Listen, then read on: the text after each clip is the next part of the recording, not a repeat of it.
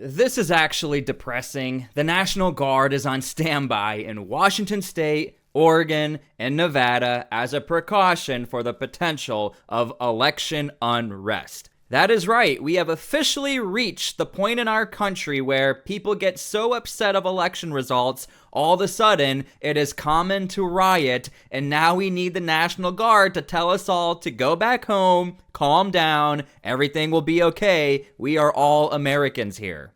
Now again, the main reason for these deployments are for civil unrest due to Tuesday's presidential election. You have to understand, in Washington and Oregon, there were hundreds of ballots that were damaged or destroyed after at least 3 ballot drop boxes were recently set on fire. Almost all of the ballots set ablaze on Monday were in a drop box in Vancouver, Washington, while most ballots in a drop box in Portland, Oregon survived a fire set the same day, election officials said. Now, the incidents are believed to be connected to a third fire on October 8th. Also in Vancouver, Portland police released a physical description of the suspect, but they said they've not identified him, of course. Now, Washington Governor T-SPLY addressed the ballot box fires in a news release Friday, announcing the National Guard being placed on standby. Pretty much he said the southwest region of Washington state has already experienced specific instances of election-related unrest. However, the governor did not disclose how many troops would be activated on Tuesday, but he did say they will be available to support law enforcement from Monday to Thursday, according to the news release. Now, the U.S. Department of Homeland Security has warned that threats to election infrastructure do remain high, the governor said.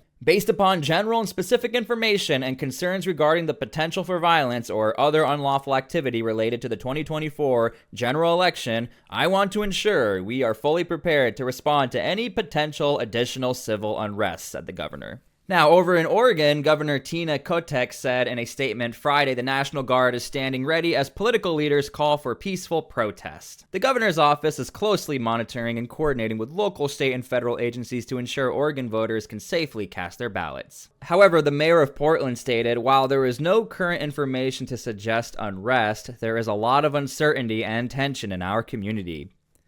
Oregon State Police is also coordinating with law enforcement in Portland, along with the Oregon Department of Emergency Management and Portland's Unified Command, which includes city police and increasing staffing on Tuesday as a precaution. Now look, back in 2020, former Oregon Governor Kate Brown put the National Guard on standby for a 48-hour period around Election Day and activated a unified command of state troopers, sheriff deputies, and Portland police to handle any protests. So again, this is like a common procedure now. I don't know if that's a flex or I would be a little embarrassed about that, but we continue. In recent years, the National Guard has been activated in several states to assist largely with cybersecurity threats during elections. The Colorado National Guard Cyber Task Force has been activated this year, a practice in place since 2018. Again, when it comes to the election process and protecting our voter rights, this is super, super valuable and important for U.S. citizens. But again, the tone that I'm seeing as far as this deployment of National Guard, it's not so much to look for cyber interference or blocking Iran or Russia from doing anything bad. It's more because people are super upset and they want to make sure there's no riots. Now, the governor of Nevada, Joe Lombardo, this week announced that 60 National Guard troops are on standby in preparation for a safe and smooth election. That is an oddly specific number, but this decision, which mirrors the state's routine's preparation for past elections, was made after consultation with election officials and state leaders. Lombardo even said in a statement, "It is one of many proactive steps the state is taking to ensure all possible resources are in place for a timely response to any challenges that arise." Now, this specific activation will support state and local resources on Election Day, the statement said. Preparation are also underway in Washington, D.C., where more than 3,000 police officers will work 12-hour shifts, Police Chief Pamela A. Smith said in a news conference on Tuesday. And this is to ensure security. Police chiefs across the United States are making unprecedented plans for Election Day and the weeks that follow.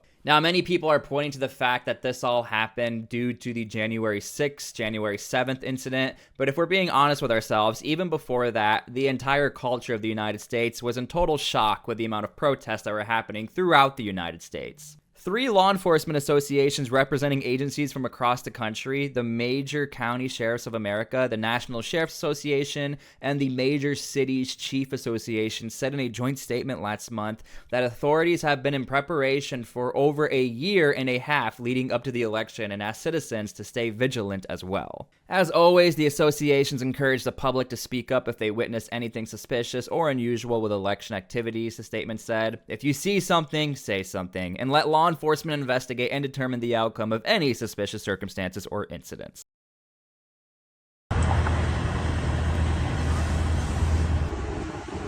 City of Portland is slowly preparing for election night.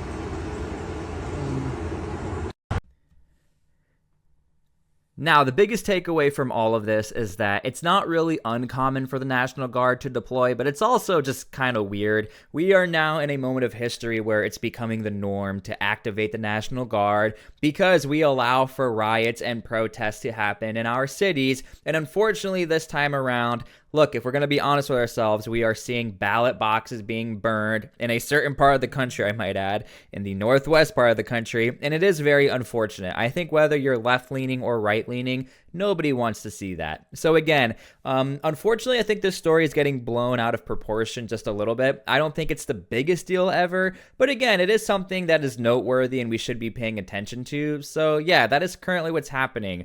The National Guard is deploying, in all honesty, it looks like to fill in the gaps.